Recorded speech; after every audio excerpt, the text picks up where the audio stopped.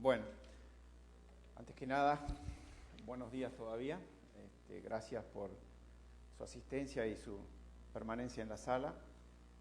Nuestro panel debería abordar esencialmente los temas relacionados con las proyecciones económicas del Perú y complementar los aspectos que han sido asignados a los paneles precedentes y a los expositores precedentes en varias áreas. Sin embargo, creo que en aras de la agenda y del tiempo vamos a ser bastante más concisos y directos en muchos temas porque se han ido abordando a lo largo de la mañana buena parte de las materias que podrían también ser objeto de discusión en este panel.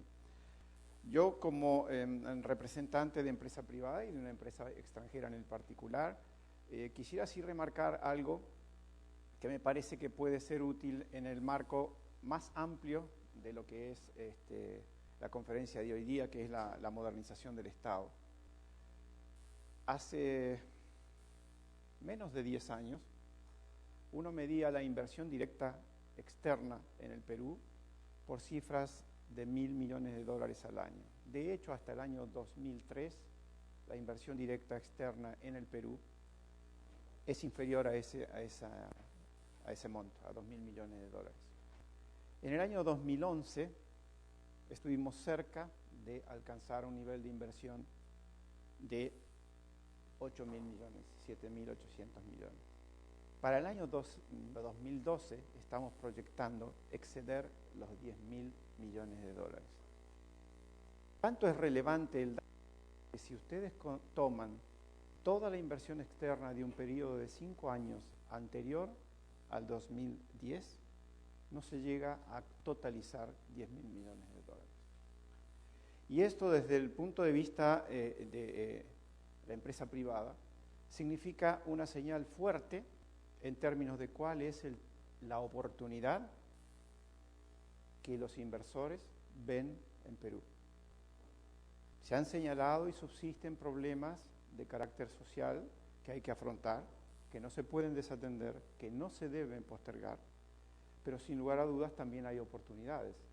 Y esas oportunidades están materializadas en todo lo que todavía se puede hacer en Perú, comparativamente a la región o fuera de la región.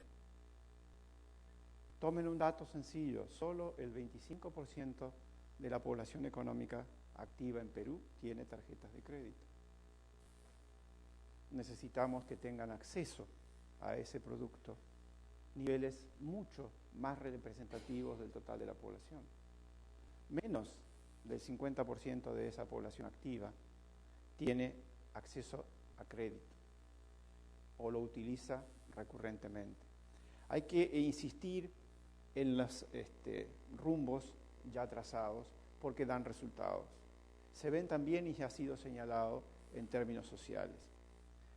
Y no es solamente un tema, reitero, de políticas, es un tema adicional y aquí yo creo que se puede hacer mucho en términos de modernización. El gobierno, al igual que la empresa en el Perú, tienen un problema que resolver que no es de marketing, es de comunicación. Se comunica poco y mal. Hay que posicionar en la realidad del peruano los hechos. Perú es un país minero, por esencia, por naturaleza. Tiene más beneficios que conflictos y problemas dentro del sector. La bancarización es baja, pero comparativamente al progreso hecho en los últimos 5 años, Perú está accediendo a mobile phone, a banca por televisión y expandiendo a un ritmo realmente único en la región y hasta quizás en el mundo, el acceso a los servicios básicos financieros y bancarios. Entonces, con esa perspectiva, nosotros también tenemos un entusiasmo y una industria emblema, el microcrédito. Normalmente las microempresas, tienen un origen muy vinculado a las oportunidades de empleo. Muchas de las personas que inician actividades por cuentas propias lo hacen como canal para resolver su problema de ingresos. El Perú es uno de los mercados más desarrollados del mundo en términos de microempresas. Nosotros tenemos probablemente una cifra superior a 8 millones de microempresas en el país. Ya más de 2 millones de ellas operan con mercados formales, con entidades especializadas o con bancos. Probablemente el desafío sea, mirando a modernizar, que podamos llegar al 50% de esas empresas. Originar crédito es la mejor forma de formalizar, de dar acceso y oportunidades. Quien puede desarrollar una actividad por cuenta propia a través de una línea de crédito se convierte en un poderoso agente de desarrollo en cualquier lugar del país. Y es cierto que subsisten las brechas entre Lima y las regiones, pero de lo que vemos en la industria, en la banca, en la finanza, las regiones están creciendo y resolviendo ese gap a tasas todavía más aceleradas que la propia Lima. Falta mucho por hacer, pero estamos en el buen camino. Y en ese marco entonces quisiera ceder la palabra a nuestro primer expositor y panelista, Sebastián Briozzo, director de Standard & Poor's. Muchísimas gracias. No sé, para pasar aquí en la presentación. Gracias. Bueno, primero agradecer al Ministerio de Relaciones Exteriores del Perú y a las demás autoridades del Gobierno del Perú y también al Consejo de las Américas por la invitación. Para mí es siempre un placer estar aquí en Lima. Ya por otras responsabilidades no estoy viniendo tan seguido, pero era el analista a cargo de la calificación cuando Standard & Poor's subió la calificación a grado de inversión en el 2008, así que siempre he seguido muy de cerca lo que ocurre aquí en este país y con mucho interés y la verdad que lo sigo haciendo. Un poco mi idea es fijar la presentación básicamente en tres ejes. Primero es comparar un poco lo que ha venido ocurriendo en la región, muy brevemente, y cómo se inserta el Perú en esa dinámica regional. En segundo lugar, un poco mostrar la evolución de las principales variables macroeconómicas, cómo realmente las principales vulnerabilidades de la economía del Perú se han reducido muy fuertemente. Y en tercer lugar, que es lo más importante, tratando de conectar lo que hacemos desde Standard & Poor's con esto del desarrollo social en el Perú, ver dónde la macroeconomía, cómo la macroeconomía se conecta con esto del desarrollo social, ¿no? Y ahí parece que es un aspecto importante para mostrar. Bueno, esto muy brevemente es el listado de calificaciones que tenemos para América Latina. Comienza por la columna de la izquierda y sigue por la columna de la derecha. Ahí la única diferencia que van a ver es que hay algunos países que están en rojo, y esos son rojo en el sentido positivo, son los países que tienen perspectiva positiva, y aquellos que están en verde son los que tienen perspectiva negativa. Ahí, entonces, perspectiva positiva, ven que tenemos Chile, Perú y Colombia, y hay perspectiva negativa entre los países más relevantes de la región, está en Argentina, por ejemplo. Ahora, aquí creo que el dato más importante, más relevante, es que ustedes ven que hay un enorme número de países que hoy son lo que nosotros llamamos grado de inversión, lo que el mercado toma como grado de inversión, que son países que por naturaleza menos vulnerables a crisis económicas o macroeconómicas, ¿no? Entonces van dentro de los países grandes de la región, están Chile, Perú, México, Brasil, Panamá, Colombia y Uruguay. Y esto representa casi algo más del 80% del PBI de la región, ¿no? Esto es algo realmente digno de remarcar, porque si uno vuelve al 2008, solamente Chile y México eran países en grado de inversión, o sea que cerca del 1/3 del PBI de la región nada más estaba en grado de inversión. Entonces esto muestra cómo realmente la región se ha vuelto bastante más estable, y obviamente siempre está la discusión si esto es suerte o mérito. Evidentemente los precios de los commodities han ayudado muchísimo, pero en términos muy generales también las políticas de la región han ayudado muchísimo. Perú es un buen ejemplo, donde existe un enorme consenso a lo largo de la región, obviamente con excepciones, pero un enorme consenso al fin respecto a la salud macroeconómica, políticas prudentes desde el ámbito macroeconómico. Se discute menos si la viabilidad de las economías se da por el déficit fiscal o no, digamos, entonces esto es muy importante. En cuanto, creo que una de las cuestiones, en resumen, para la región, creo que lo ocurrido es que la región se ha hecho bastante menos vulnerable, no totalmente, por supuesto, y en un mundo con enormes grados de incertidumbre, esto sigue siendo una preocupación hacia adelante, como potenciales deterioros de la salud financiera, económico global podrían afectar a la región, pero la región, sin lugar a dudas, es bastante menos vulnerable.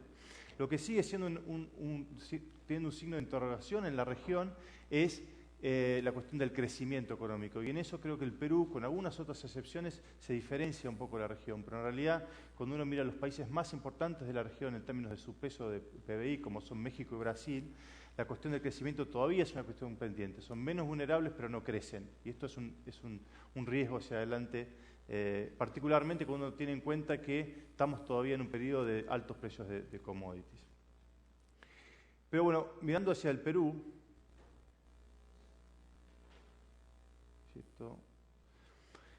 esto es un poco confusa la tabla para ver desde lejos, pero aquí la idea es un poco mostrar cómo ha venido mejorando la calificación de riesgo, nuestro análisis sobre la calificación de riesgo del Perú. Y esto muestra, por ejemplo, desde Perú, desde el año 2004 más o menos, Perú ha tenido aumentos en la calificación más o menos en promedio cada 2 años, que lo ha llevado a ser grado de inversión en 2008, pero aún desde allí subió un escalón por encima, que es muy importante para nosotros esta diferenciación entre estar justo en el límite de grado de inversión y un escalón por encima, porque lo que el escalón por encima posibilita es que si hay un riesgo fuerte, si hay un shock externo fuerte que afecta la calificación, nosotros pensamos que el Perú puede seguir estando en grado de inversión a pesar de poder sufrir un riesgo importante. Y por último, en agosto de este año, hemos modificado la perspectiva, que ahora es positiva, básicamente, entre otras cosas, fundamentado por este gran aumento de la inversión y el peso de la inversión en la economía, con niveles de inversión de cerca del 25% más o menos, que realmente le da otra sustentabilidad al crecimiento económico hacia adelante. Dentro de las mayores fortalezas, evidentemente, está esta cuestión de la fortaleza macroeconómica sustentada con alto crecimiento económico, la posición externa del país, como se mostraba en paneles anteriores respecto al aumento de las reservas, es realmente muy significativo, y esto que yo hablaba al principio del mayor consenso macroeconómico hacia adelante. Pero dentro de las debilidades, las cuestiones que siguen pesando negativamente la calificación, en particular comparado con otros países, está esto de las instituciones políticas que todavía están en un proceso de desarrollo, en un contexto de niveles de pobreza elevado, aunque han mostrado caídas muy marcadas, pero todavía sigue siendo elevado, y una fragmentación económica, social y étnica que todavía persiste en el Perú. Voy a focalizarme en estos y después volveremos a estas cuestiones hacia adelante. Pero muy brevemente, ¿qué es lo que ha pasado? Digamos, ¿por qué el Perú ha venido aumentando su calificación de riesgo de forma tan sistemática en los últimos años? Y creo que voy a focalizar en algunos gráficos para mostrar esta realidad. Uno de ellos es el nivel de deuda externa del sector público, donde, para mostrar simplemente la línea verde, es el promedio de América Latina. Después la otra línea, la azul, es una mediana de las triple B que compara a todos los países que están en ese nivel de calificación. Pero ahí se ve claramente marcadas las dos líneas, una del 2002 y otra del 2009. 2002 es ese momento donde se da el fuerte cambio de precios de commodities, y entre el 2008 y 2009 es la crisis de Lehman, la fuerte crisis financiera. Pero se ve cómo la deuda externa del sector público ha caído de forma muy marcada para América Latina, y cuando uno le agrega al Perú, esta tendencia es más exacerbada todavía, la reducción de la deuda es todavía más exacerbada. Nivel de reservas lo mismo, la línea verde es el promedio de América Latina, medido en todo lo que es egresos de la cuenta corriente, importaciones en un sentido amplio, y uno ve como el Perú también ha acumulado bastante más reservas que el resto y la posición es mucho más sólida. En el ámbito fiscal, cuando la deuda también, el verde de vuelta es el promedio de América Latina, medido en relación al PBI, deuda neta, excluyendo algunos de los activos líquidos que tiene el gobierno, fuerte caída para América Latina, Perú, caída mayor todavía, ¿no? Esto es el resultado fiscal, que un poco fundamenta esto de la caída de la deuda que había mostrado antes. Si ustedes ven ahí, el verde también de vuelta y el Perú con resultados fiscales mucho más fuertes, y esto realmente es muy importante. Crecimiento del PBI, donde también el Perú también ha mostrado una evolución más fuerte, y esto es uno de los principales fundamentos que ha permitido tantas mejoras, ¿no? Pero como se decía antes, ustedes ven la línea verde de vuelta a América Latina y como el Perú, a pesar del crecimiento fuerte de la economía, sigue teniendo una brecha importante en relación al promedio del nivel de riqueza de los países en América Latina. Pero aquí, y aquí es donde me quería centrar un poco más, tomar un poco más de tiempo, es en las debilidades. Obviamente, nuestra visión sigue siendo muy optimista respecto al Perú. Tenemos una perspectiva positiva, como decía, así que realmente hoy por hoy el balance, el equilibrio de riesgos está en el sentido positivo. Creemos que el Perú tiene chances de seguir siguiéndose adelante, pero cuando uno pone el foco en qué es lo que sigue limitando la calificación del Perú, es la cuestión esta de la mayor necesidad de desarrollo institucional en lo político, social, sin lugar a dudas es un aspecto fundamental. Porque ¿cuáles son los riesgos? Los riesgos son de que venga un shock externo, con el nivel de incertidumbre que tenemos en estos días, caídas fuertes en los precios de los commodities, no es el escenario con el que uno trabaja, pero es un escenario de riesgo que va incrementando su probabilidad a lo largo del tiempo. Y digamos, cuando uno mira lo que podría pasar en el Perú en un escenario así y lo conjuga con posibles aumentos de la conflictividad social, con posibles caídas en la popularidad del presidente, en un marco donde existe todavía un descrédito muy marcado respecto a los partidos políticos, a las instituciones políticas y demás, estos son riesgos bastante importantes hacia adelante. En ese sentido creemos que lo que se ha venido haciendo en materia social y lo que se tiene que hacer hacia adelante es fundamental en cuanto a incorporar a la evolución económica la sustentabilidad política y social. Creo que Perú se ha movido en el sentido correcto, en este ámbito, pero falta hacia adelante. Y esto, sin lugar a dudas, es unas cuestiones fundamentales, no solo para la calificación, sino para el desarrollo del Perú. Para terminar, digamos, es muy fácil decirlo, pero es difícil hacerlo, y creo que lo bueno es que el Perú tiene mucho margen para crecer en uno de los indicadores en el que todavía se compara mal con varios de los países de la región y de América Latina. Y el indicador es cuando uno mira todos los demás indicadores que le mostré hasta ahora, el Perú tiene una posición quizás más sólida que el resto de los países de América Latina. Cuando uno mira los ingresos del gobierno general, ingresos tributarios y no tributarios del gobierno central y de los municipios y regiones del país, este es el promedio para América Latina, que no necesariamente es un promedio alto, porque existe un gran número de países en la región México y Centroamérica, que los ingresos del gobierno, los ingresos de los gobiernos allí son muy bajos. Entonces, este es el otro extremo dentro de la región, que es Brasil. Brasil es el país que más ingresos tributarios, ingresos no tributarios tiene en relación a su PBI. En Brasil hoy en Brasil esto es un problema, es demasiado. Digamos, más cuando uno tiene en cuenta lo que invierte el sector público en Brasil, que es muy poco, y la calidad de los servicios del sector público en Brasil. Pero estamos hablando de una diferencia muy marcada entre el promedio de América Latina y lo que cobra Brasil de impuestos y demás. Esto es Chile, lo que para muchos es un modelo de tamaño del sector público, de desarrollo del sector privado bastante exitoso, y uno ve que Chile está en el promedio de América Latina. Colombia, también, más o menos cerca de América Latina, con ingresos cercanos al 25% del PBI. ¿Y dónde está el Perú? Aquí. No. Ay, no puedo creer. El Perú no va a estar. Wow. Les puedo contar dónde está el Perú. Bueno, el Perú está cerca del 20%. Les pido disculpas, no sé qué pasó aquí. El Perú está cerca del 20%. Si uno se fija ahí en el 2011, está apenas por encima del 20%, 21%. Tenía todo preparado para que apareciera ahí perfectamente. Pero bueno, este es el desafío hacia adelante, ¿no? Este es el desafío, porque es difícil la implementación de políticas públicas con un sector público muy pequeño, con un sector público con salarios muy bajos, en relación a un sector privado que es muy dinámico.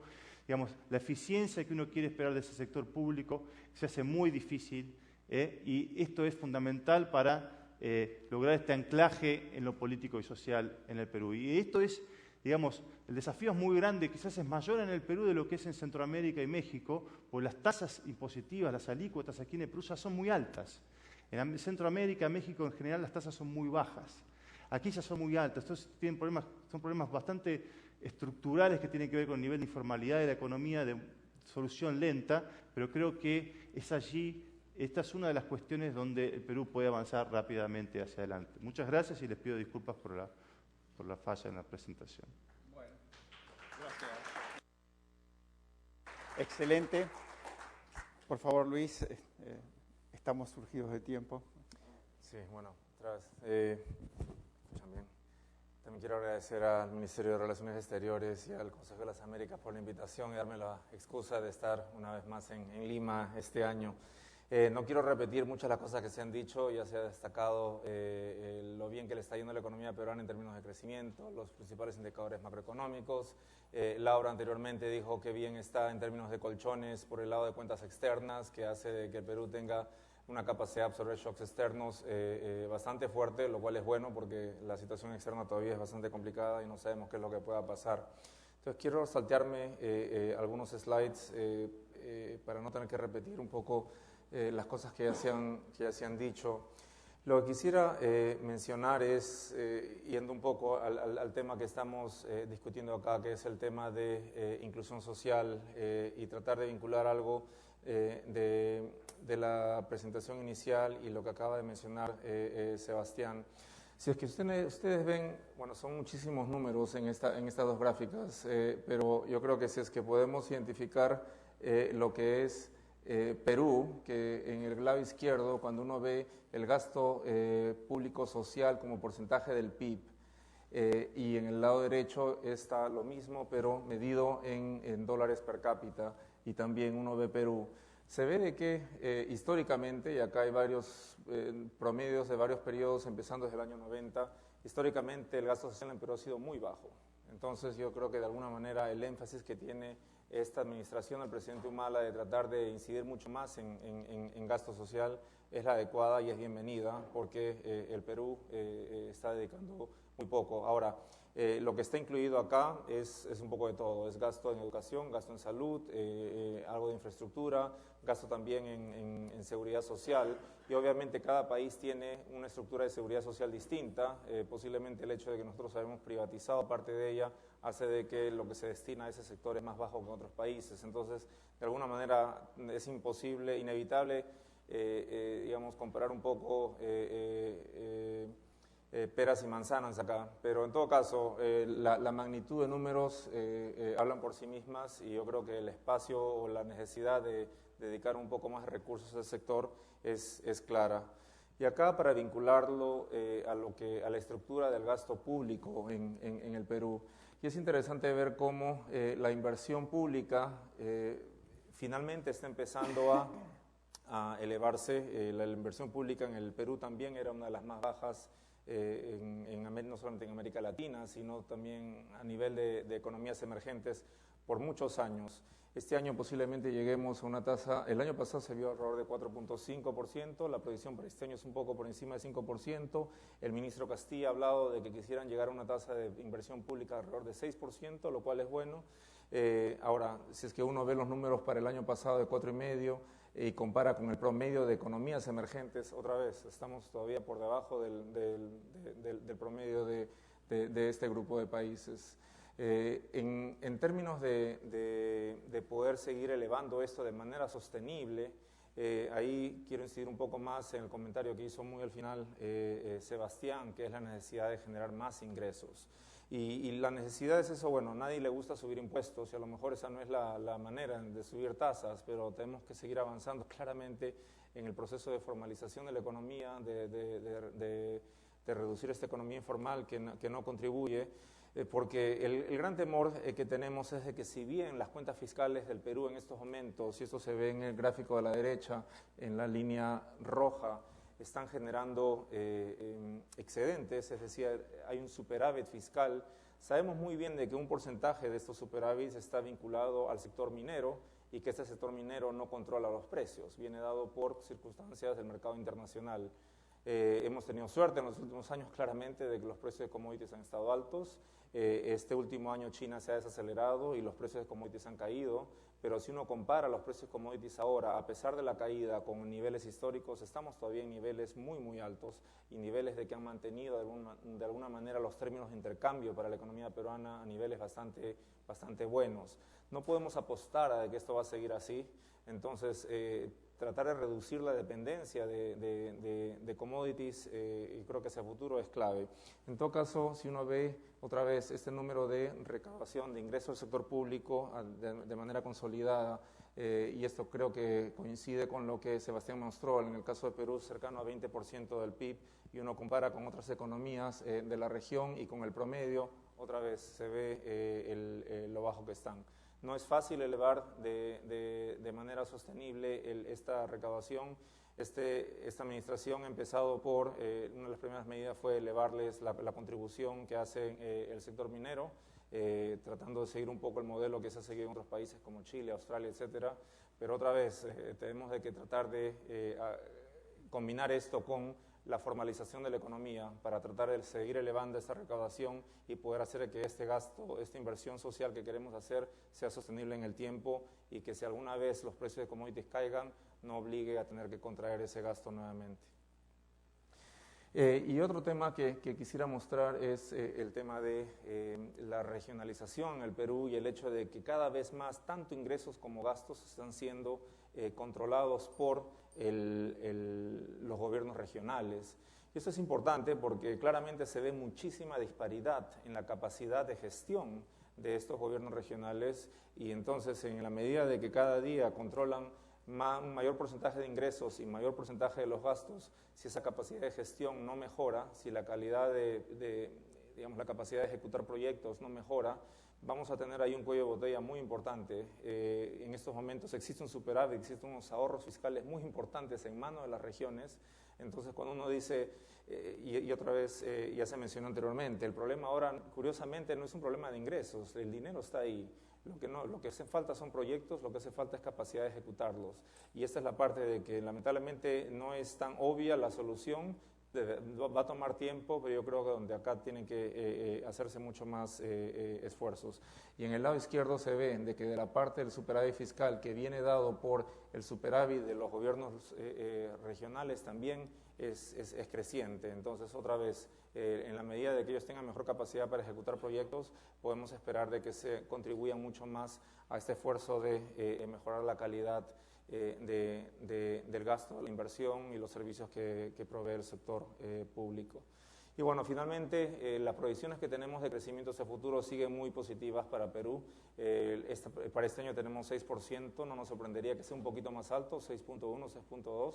Nos ha sorprendido que a pesar de la desaceleración de China y la caída de commodities y la caída del crecimiento global en general, la economía peruana no haya caído tanto. Claramente la demanda doméstica, tanto inversión como consumo, están de alguna manera compensando la menor demanda externa, lo cual es buena noticia. Perú no está solo en esta dinámica, Chile claramente está experimentando un poco lo mismo, podemos decir lo mismo de Colombia, podemos decir inclusive lo mismo estos días un poco más de México, pero digamos hacia futuro, asumiendo de que lo peor ya pasó en China en términos de desaceleración, podemos esperar mejor dinámica, un poco más balanceada en los años que vienen. Tenemos una proyección de 6% por el próximo año también, está en línea con el crecimiento potencial del Perú, que es el crecimiento más alto en América Latina, y bueno, y eso, si seguimos esa velocidad, deberíamos poder seguir reduciendo la tasa de pobreza, que es obviamente lo que todos queremos. Termino ahí para dar tiempo a preguntas del público. Muchas gracias. Bueno, muchas gracias.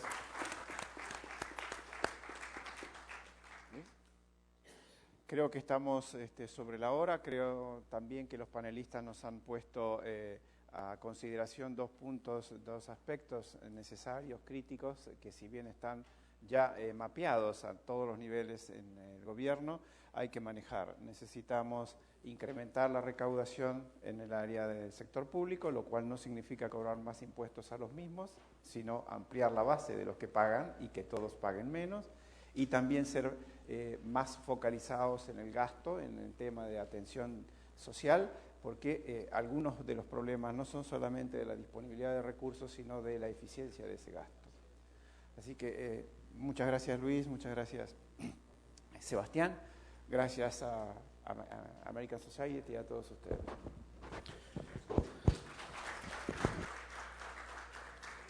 Reiteramos el agradecimiento por la presencia de los distinguidos asistentes y los invitamos a trasladarse al patio de Torre Tagle, donde se efectuará la ceremonia de clausura del presente evento. Muchas gracias.